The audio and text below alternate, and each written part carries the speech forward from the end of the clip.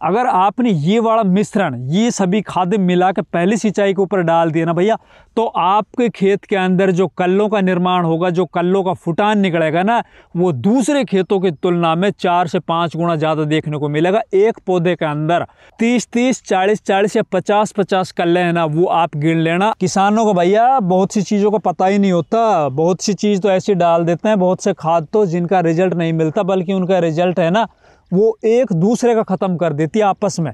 नमस्कार दोस्तों, गेहूं की पहली सिंचाई गेहूं के उत्पादन में सबसे बड़ा योगदान देता है। अगर सही समय के ऊपर सही खाद उर्वरकों के साथ पहली सिंचाई आप करते हो तो डेफिनेटली आगे चलकर आपका गेहूं फसल के अंदर जो आने वाले 10 से 15 दिन होते हैं ना, उनमें ज़्यादा से ज़्यादा कल्ले निकलते हैं। जितने ज़्यादा कल्ले आपके खेत में होंगे उतनी आगे चलकर उसके अंदर बालियाँ होंगी, जितनी ज़्यादा बालियाँ होंगी उतने दाने और ज़्यादा उत्पादन होगा। तो आज हम बात करेंगे गेहूँ फसल के अंदर पहली सिंचाई कब करनी चाहिए। और अक्सर किसान इस टाइम के ऊपर लापरवाही करता है या फिर भूलवश वो ऐसे कुछ खादों को नहीं दे पाता है या टाइम के ऊपर वो सिंचाई नहीं कर पाता है, जिससे आगे चलकर उसको इसका खामियाजा भुगतना पड़ता है। एक तरफ तो जहाँ उसके खेत के अंदर से टिलर्स की संख्या वो कम हो रही होती है, कल्ले ज़्यादा नहीं फुटान ले रहे होते, वहीं दूसरी तरफ आगे चलकर जो आपका गेहूँ का उत्पादन वो भी कम निकल रहा होता है। तो दोस्तों आज इस वीडियो के अंदर अपन बात करेंगे गेहूँ की पहली सिंचाई हमें कब करनी चाहिए, पहली सिंचाई के साथ कौन कौन से खाद उर्वरक देने चाहिए। तो नमस्कार, मैं इंद्रपाल यादव, आप देख रहे हैं देश का सबसे विश्वसनीय फार्मिंग यूट्यूब चैनल देश की जान हमारे किसान।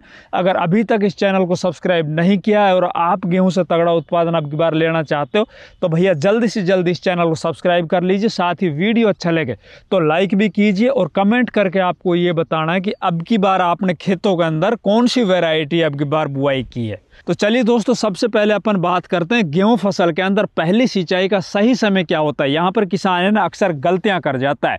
तो देखिए भैया, जिस दिन आपने गेहूं की बुआई की थी उस बुआई के और 21वें दिन आपकी जो गेहूं फसल है ना वो CRI स्टेज मतलब क्राउन इनिशिएशन स्टेज के अंदर पहुंच जाती है। मैं आपको एक गेहूं का पौधा उखाड़ के दिखाता हूं। जैसे कि मेरे हाथ में ये गेहूं के पौधे आप लोगों को दिखाई दे रहे हैं ना, जब हमने गेहूं के इस पौधे को या फिर इस दाने को हमने अपने खेत के अंदर बोया था ना, उस दिन से लेकर 21वें दिन के ऊपर आके हमारी फसल है ना वो CRI स्टेज के अंदर आती है। CRI स्टेज का मतलब होता है भैया क्राउन रूट इनिशिएशन स्टेज। अब क्राउन रूट इनिशिएशन स्टेज या CRI स्टेज क्या होता है, इसकी इंपॉर्टेंस क्या होती है, जब तक आपको सभी कॉन्सेप्ट क्लियर नहीं होंगे आपके दिमाग में तब तक आप किसी भी फसल के अंदर से बढ़िया उत्पादन नहीं ले सकते हो। तो हमारी जितनी भी जानकारियां होती है वो एक वैज्ञानिक आधार के ऊपर होती है। तो अपन शुरुआत से आपको सब चीज़ें समझाते चलेंगे, फिर आपको बताएंगे कि हम अब की बार अपने गेहूं फसल के अंदर पहली सिंचाई करते वक्त कौन कौन से खाद उर्वरकों का प्रयोग कर रहे हैं। आप लोग देख पा रहे होंगे ना पीछे मेरे खाद पड़े हुए। तो अब बात करते हैं CRI स्टेज क्या होती है और क्राउन रूट्स क्या होते हैं, इनकी क्या इंपॉर्टेंस होती है। तो भैया जिस दिन हमने गेहूं के दाने को अपने खेत के अंदर बुआई की थी ना, और गेहूं दाने से हमारा पौधा जैसे जर्मिनेट होता है उसके अंदर से निकलने वाली जो पहली जड़ थी वो होती है भाई सेमिनल रूट्स। उसके बाद जैसे हमारी फसल 17-18 दिन की अवस्था के ऊपर आती है ना, उसके बाद इसके अंदर से नई जड़ें निकलती है, वो होती है क्राउन रूट्स। जैसे आप देख पा रहे होंगे ये इस साइड वाली जो ये रूट्स हैं ये निकली है 4-5, ये 17-18 दिन के ऊपर नई रूट्स नई जड़ें निकल आती, ये होती क्राउन रूट्स। ये ताज होता है एक तरह से, और यही सबसे ज्यादा आगे चलकर आपके उत्पादन को निर्धारित करेगी। जितनी अच्छी जितनी ज़्यादा ये क्राउन रूट्स होंगी, जितनी गहरी ज़मीन के अंदर ये क्राउन रूट्स होंगी, उतने ज़्यादा ज़मीन के अंदर पड़े हुए पोषक तत्वों को ग्रहण कर पाएगी, उतने ही ज़्यादा ये पौधों को दे पाएगी।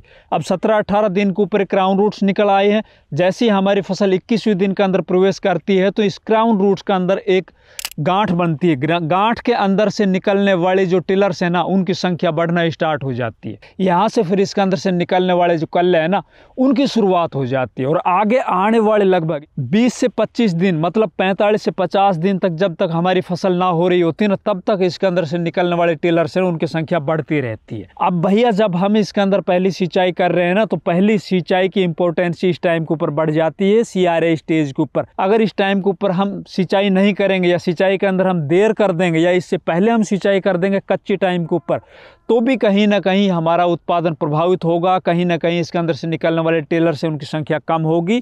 तो हमें जो पहली सिंचाई करनी है वो 21वें दिन से लेके और लगभग 25, 26, 27 दिन के ऊपर आपको जरूर अपने खेत के अंदर कर देनी। वो आपके मिट्टी के अकॉर्डिंग होगी, वो आपके खेत के अंदर पहले जब आपने बुआई की तो उस टाइम के ऊपर किस तरह की नमी थी उसके ऊपर डिपेंड होगा। अगर अच्छे से आपके खेत के अंदर नमी है तो आप 21 दिन की बजाय 25 दिन में भी कर सकते हो, अब 27 दिन में भी कर सकते हो।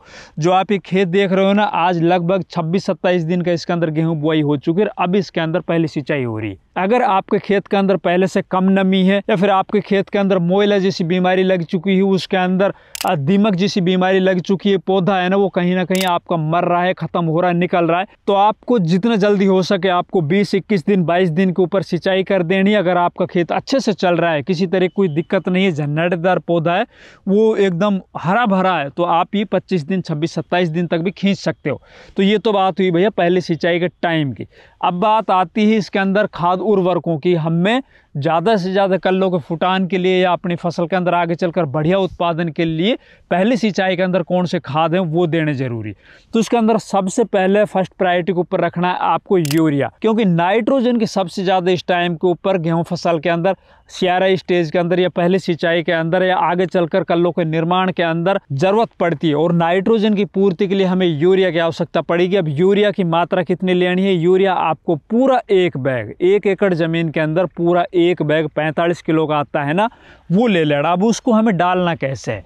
देखिए दूसरी तरफ अपन बात कर लेते हैं। अगर आपने जब गेहूं की बुआई की थी उस टाइम के ऊपर आप डीएपी खाद या फॉस्फोरिक खाद कोई भी नहीं दे पाए थे, डीएपी है, सिंगल सुपर फास्फेट या टीएसपी जैसे खाद नहीं दिए था आपने, तो भैया आपके पास ये आखिरी मौका है, या मैं कहूँ तो उसका 100% रिजल्ट लेने का ये आपके पास आखिरी मौका है। आप उस डीएपी को या सिंगल सुपर फास्फेट या टीएसपी को भी इस टाइम के ऊपर आप डाल सकते हो, उसके भी आपको 100% रिजल्ट मिल जाएंगे, क्योंकि ज़मीन अभी सूखी पड़ी हुई है। और जैसे हम खादें डालेंगे ना, ये वो पानी के साथ नीचे चला जाएगा जड़ों के अंदर और उसको अच्छे से पौधा ग्रहण कर पाएगा। अगर आप पहले ये सब खादें दे चुके हो तो इस टाइम के ऊपर आपको यूरिया लेना है। यूरिया की जो मात्रा आपको रखनी है मैं दोबारा से बता रहा हूँ, पर एकड़ के हिसाब से पहले सिंचाई के अंदर 1 बैग। अब 1 बैग में से आधा बैग आपको लेना है इस टाइम के ऊपर जब आप सिंचाई कर रहे हो, सिंचाई से पहले। अब आधा बैग आपको ले लेना। मैं चलो आपको दिखाता हूँ किस तरह से आपको करना है। मैं बिल्कुल एकदम प्रैक्टिकल बताऊंगा आप लोगों को, इसी तरह से आप काम करना, आपको खाद का 100% रिजल्ट मिलेंगे। बहुत से किसान क्या करते हैं, वो पूरी यूरिया की मात्रा है ना वो सिंचाई से पहले डाल देते हैं। अगर आपकी सैंडी सोइल है, बहुत ज़्यादा आपकी रेतीली ज़मीन है, उसके अंदर आप पूरी यूरिया की मात्रा शुरुआत में डाल देते हो और फिर ऊपर से आप पानी भरते हो खेत के अंदर, तो सबसे ज़्यादा लीच डाउन सैंडी सोइल, मतलब जो रेतीली मिट्टी है ना उसके अंदर होती खादों की, आपका खाद है ना वो ज़मीन में कहीं ना कहीं नीचे चला जाएगा। या दूसरी अवस्था में ऐसे खेत जिनके अंदर भाई बहुत ज़्यादा हार्ड मिट्टी होती, बहुत ज़्यादा चिकनी मिट्टी होती है, कलराठी मिट्टी होती है, जिसके अंदर एक बार आपने पानी दे दिया तो 2-3 दिन तक वो सूखता ही नहीं है, उस अवस्था के अंदर भी आपको क्या करना है और कौन सी चीज़ें लेनी वो भी मैं बताऊंगा। तो भैया चाहे आपके सैंडी सोइल हो, चाहे आपकी चिकनी मिट्टी हो, चाहे आपके कलर वाली मिट्टी हो, खारा पानी हो, सभी के अंदर मैं बता रहा हूँ आपको आधा बैग है ना वो आपको शुरुआत में लेना है सिंचाई से पहले।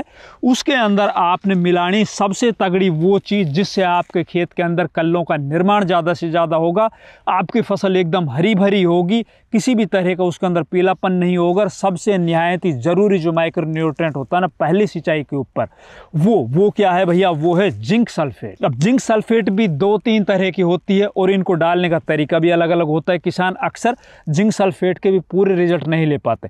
अगर आप डीएपी खाद पहले नहीं दे पाए, डीएपी खाद आप पहली सिंचाई में से यूरिया के साथ मिला के दे रहे हो, इसके अंदर आपको चिलेटेड जिंक मिलाना होगा। अगर आप डीएपी या फॉस्फोरिक खाद यूरिया के साथ मिला के दे रहे हो तब की बात कर रहा हूं मैं। वीडियो आप बिल्कुल इत्मीनान के साथ देखिए, इसके अंदर मैं जिंक और डीएपी जैसे खाद उनका 100% रिजल्ट आपको दिखाऊंगा। आप केवल यूरिया इस टाइम के ऊपर दे रहे हो तो आपको जिंक सल्फेट वो 21% वाला या फिर 33% वाला लेना।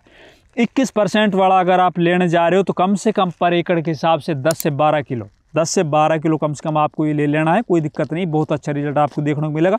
अगर आप 33% वाला जिंक सल्फेट दे रहे हो, जैसे कि ये मेरे हाथ के अंदर भाई 33% वाला जिंक सल्फेट है, तो इसकी मात्रा आपको 1 एकड़ ज़मीन के अंदर 7 से 8 किलो रखनी है। तो 7 से 8 किलो आपको 33% वाली रखनी है और जो 21% है ना वो आपको कम से कम 10 से 12 किलो आपको पर एकड़ के हिसाब से रख लेनी है। अब जो जिंक है ना भैया, ये जिंक आपको सिंचाई से पहले देनी है। जो हमने आधा कट्टा या आधा बैग जो हमने यूरिया का लिया है ना, वो इसीलिए लिया है कि जिंक सल्फेट है ना वो हमें पहले दे देना है, क्योंकि जिंक सल्फेट के रिजल्ट 100% है ना वो सिंचाई से पहले अगर अपन डालेंगे, जब ऊपर से सिंचाई होगी तो ही इसके मिल पाएंगे। अगर आप ऊपर से डालोगे तो नहीं मिलेगा इसके रिजल्ट।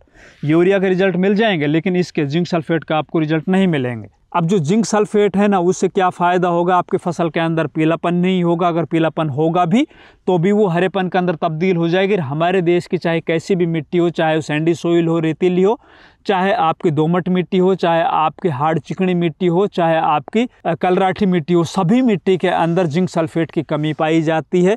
तो जिंक सल्फेट आपको ज़रूर देना है। ये ज़रूर है कि अगर आपने इससे पहले गेहूं से पहले धान जैसी फसल लगा रखी तो उसके अंदर आपने जिंक सल्फेट दिया था तो इस मात्रा को आप आधी कर सकते हो जो अभी मैं बता रहा हूँ। ये मात्रा आपको उन खेतों के अंदर रखनी है जिन खेतों के अंदर आपने इससे पहले जो भी खरीफ सीजन के अंदर फसल लगाई थी उसके अंदर जिंक सल्फेट नहीं दिया था, तो ये मात्रा इतनी आप यहाँ पे रखनी है। ठीक है भैया। अब दूसरी चीज़ आपको कौन सी लेनी है? दूसरी चीज़ आप ले सकते हो भैया सल्फर, जो मैं हर साल डालता हूँ जिसके रिजल्ट मिलते हैं ना, वही चीज़ बता रहा हूँ भाई।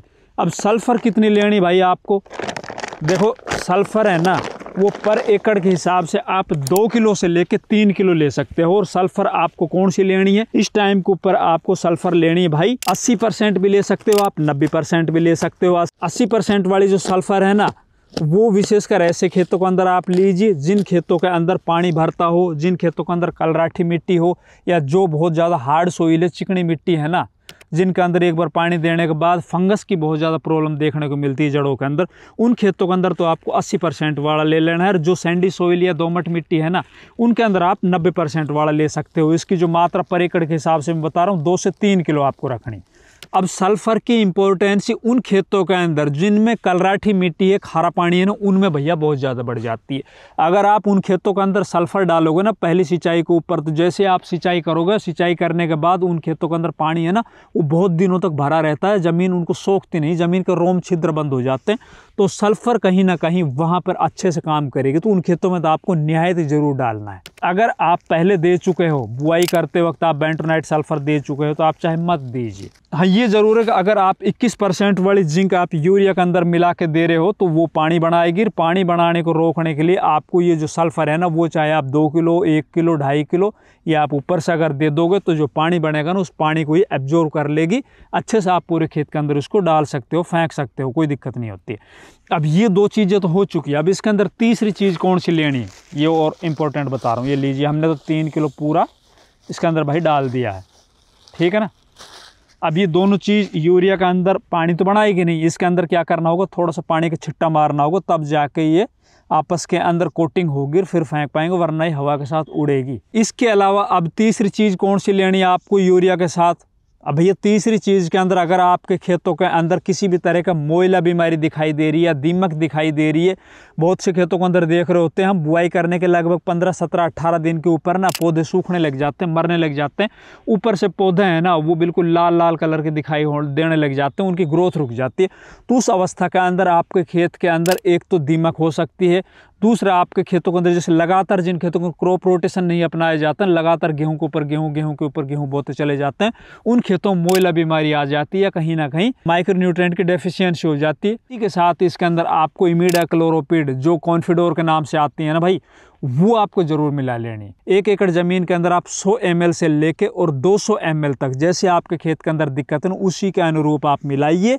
हमने तो जब गेहूं की बुआई की थी उस टाइम के ऊपर इसके अंदर रिजल्ट जो 5% फिप्रोनिल आता है ना वो बीज उपचारित करके बोया था, तो हमारे खेत के अंदर तो ऐसी कुछ दिक्कत दिखाई दे नहीं रही है हमें। बहुत से किसान है वो क्लोरोपाइरिफॉस भी मिला लेते हैं, या फिर बहुत से किसान है वो कार्टाप जैसे जो दानेदार इंसेक्टिसाइड आते हैं उनको मिला लेते हैं। बाकी मेरा मानना है जहाँ तक भी दीमक जैसी समस्या से सबसे बढ़िया जिसके रिजल्ट मिलते हैं वो कॉन्फिडोर आता है ना, जो जिसके अंदर इमिडाक्लोरोपिड होता है ना, उसके रिजल्ट सबसे अच्छे मिलते हैं और लंबे टाइम तक मिलते हैं। तो इन सबको मिला के आपको, इन सभी चीज़ों को आपको मिला के और अपने खेत के अंदर भैया डाल देना है सिंचाई से पहले। फिर आपको इसके अंदर सिंचाई कर देनी है, और सिंचाई करने के बाद जैसे आप खेत के अंदर जाओ उस टाइम के ऊपर खाद की जो आधी मात्रा बची हुई ना, आपका आधा बैग जो बचा हुआ है, चाहे 20 किलो हो, 25 किलो बचा हुआ है, वो आपको ऊपर से डालना है यूरिया का। फिर आपको यूरिया का 100% रिजल्ट मिलेगा भैया। बहुत से किसान है वो पूरी यूरिया की मात्रा शुरुआत में डाल देते हैं, ऊपर से पानी भर देते हैं, तो भाई देखो उनके अंदर आपको यूरिया के रिजल्ट कम दिखाई देंगे। यूरिया वो लीच डाउन कर जाएगा, जड़ों से नीचे चला जाएगा। तो ये काम करना है।